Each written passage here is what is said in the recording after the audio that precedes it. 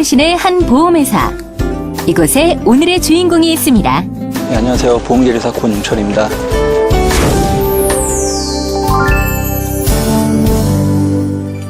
평균 수명 100세 시대. 인간의 수명이 늘어남에 따라 요즘은 20대부터 노후 대책에 관한 관심이 높은데요. 이에 따라 수많은 보험 상품들이 출시되고 있습니다. 보험 상품이 출시되기까지 보험계리사가 하는 역할은 무엇인가요? 요즘은 변액보험, 자동차보험, 치아보험, 어린이보험 등 다양한 보험 상품들이 출시되고 있는데요. 이에 따라 보험 납입 금액도 천차만별입니다. 이렇게 시대 변화에 따라 보험 상품을 만들거나 적정 수준의 보험 금액을 산정하는 사람을 보험계리사라고 합니다. 고객과 회사의 입장 모두를 만족시키는 보험금을 책정하는 것이 보험계리사의 역할. 보험금과 보험에 따르는 수수료 등 일원의 오차도 허용되지 않는 것이 보험계리사의 세계인데요. 그렇다면 보험금은 어떻게 책정되나요? 저희가 이제 회사 자체적으로 사용할 수 있는 내부 통계, 저희가 경험 통계라고도 하는데 그 통계하고 이제 외부적으로 국가기관이나 국제기관에서 발행하고 있는 통계가 있습니다. 그래서 그 회사마다 다른데 그 산출하려고 하는 그 목적에 따라서 회사 경험 통계든지 아니면 국제기관에서 발행하는 국가 통계량을 갖고 산출할 수 있습니다. 수학적 지식을 바탕으로 각종 통계를 분석하고 보험이라는 상품을 개발하는 것은 상당한 전문성이 요구되는 작업. 보험계리사가 되는 과정도 어려울 것 같은데 어떻게 하면 보험계리사가 될 수 있나요? 일반적인 보험 업무 외에 전문적인 상품 개발을 위한 계리사가 되기 위해서는 보험계리사 자격증이 필요한데요. 본인의 경력과 미래를 위해 많이들 응시하고 있습니다.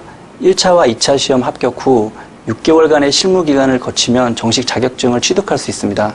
학력이나 경력에 있어 응시 자격 제한은 없고 해마다 다르긴 하지만 1년에 약 140명의 인원을 선발하고 있습니다. 수학적 오류 없이 보험 상품이 개발됐다고 해서 안심할 수 없는데요. 시장 출시 후 운용 관리도 보험계리사의 몫이기 때문입니다.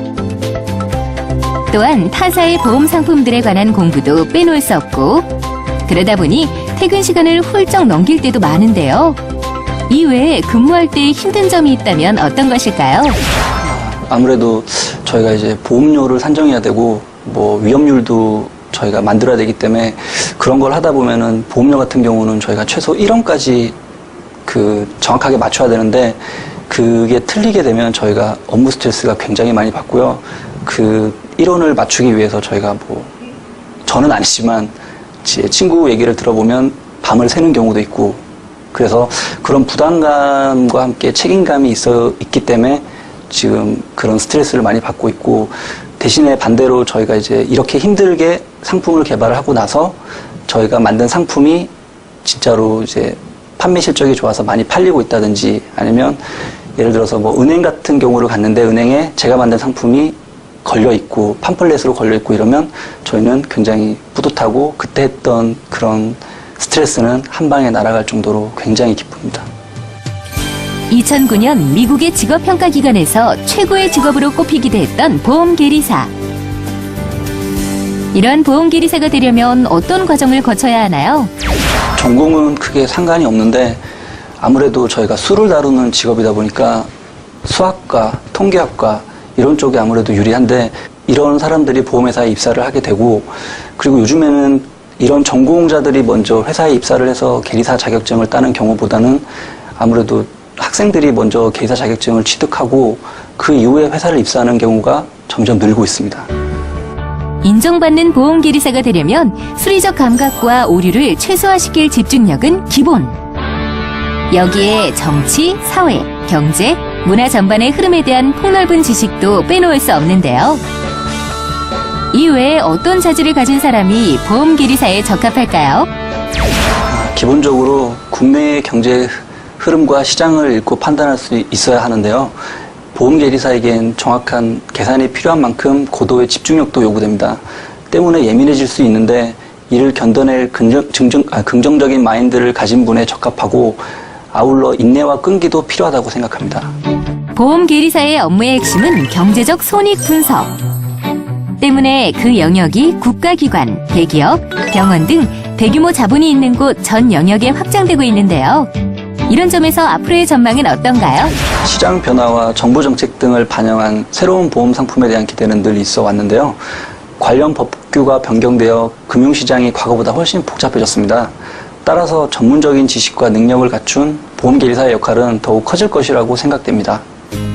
관련 법규 변경으로 현재 보험회사는 물론 은행도 보험 상품을 출시하고 있는데요. 따라서 보험계리사의 전망은 매우 맑음.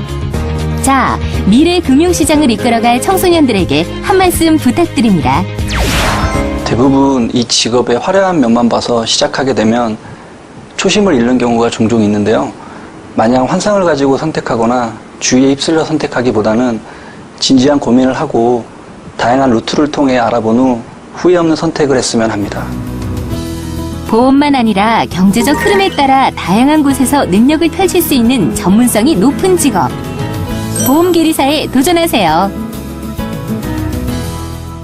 세상에는 다양한 직업들이 있지만 잘 알려지지 않은 분야도 많습니다. 우리가 가입한 보험이 누구에 의해 어떻게 만들어지는지 몰랐던 분들, 이번 기회에 확실히 알게 되셨죠? 최근엔 국내 굴지의 대형 보험사들이 해외 시장 공략에 적극적으로 나서고 있어 보험 계리사는 앞으로 크게 주목받게 될 직업입니다.